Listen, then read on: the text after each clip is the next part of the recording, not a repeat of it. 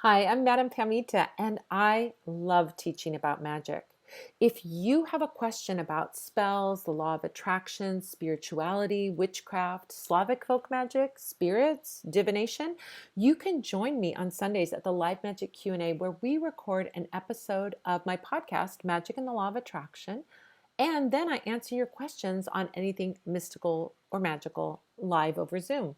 Just go to spellsquad.com to get the link to join me in the clubhouse. And don't forget to subscribe to this YouTube channel and click the bell icon so you get a gentle, magical reminder and you'll be the first witch to see whenever anything new goes up.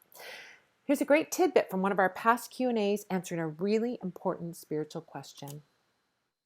Nerve says, can you tell us about the most satisfying instance where you use Bach magic? Oh my gosh. Well, I'll tell you a story. There's a great story that I have about my wishing box years and years ago. So when I was doing a lot of music, I was playing music. I have Madame, if you ever look on Spotify and look up Madame Pamita, you'll see like some of the old time music that I was playing and all of that. Well, at that time, I was working as I was doing tarot readings on the side, but I had a day job that really wasn't paying that much money. And I didn't have a lot of money for extras like musical instruments. I had to pay rent and, all those things, right?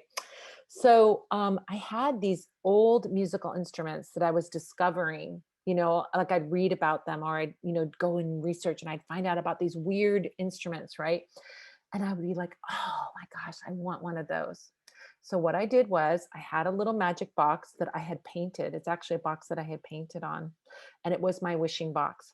And so I took a picture, either printed out from the computer or catalog. This is back in the days of catalogs, all right? That's how long ago this was. I would find like a picture in a catalog and I'd cut it out, or I'd read about something and I'd find a picture and I'd print it out and I'd cut out these pictures and I'd put them in the box. So I did that for like many, many months. And then I left the box, just sort of forgot about it, didn't think about it too much. It was sitting there on my altar, marinating and doing all that.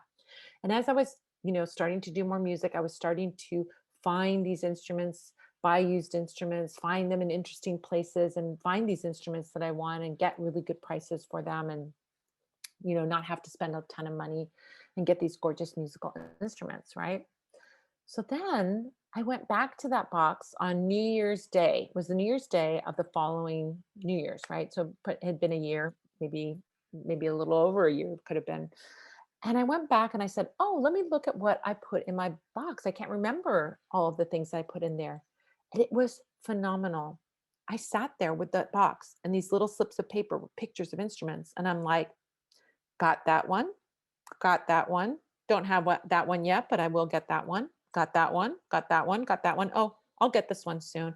It was like more than half of the instruments that I had put in there in that box that I had been wishing for and dreaming about and hoping for came to me. Bought, sold, traded, saved up my money, got a good deal, found somebody in the music world who was selling one. I mean, everything was amazing. So that really convinced me. That was I just sort of devised the magic wishing box. I didn't read about it. There was back then, there was nothing on the internet. This is early 2000s. There was nothing on the internet about magic, barely anything about magic. And so I invented that and it worked phenomenally. So I have that is another example of a wishing box. Another great wishing box I have, it's not technically not a spell because we're talking about box spells today, but this is another thing that I do.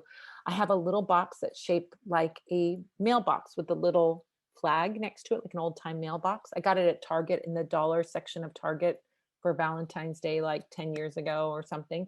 And I use that box when I want to send a message to my spirit guides. Like I might write them a little note and then stick it in that mailbox. And then I flip up the little flag on the side and let them know there's a message for them there. So that's another magical box that I use myself. Then I've got boxes all over the house with this and that, and little talismans and things in them. I mean, they're all over my spaces at home, at work, everywhere. But those are my two significant ones that are like special and different than the typical one where I'm just putting stuff in.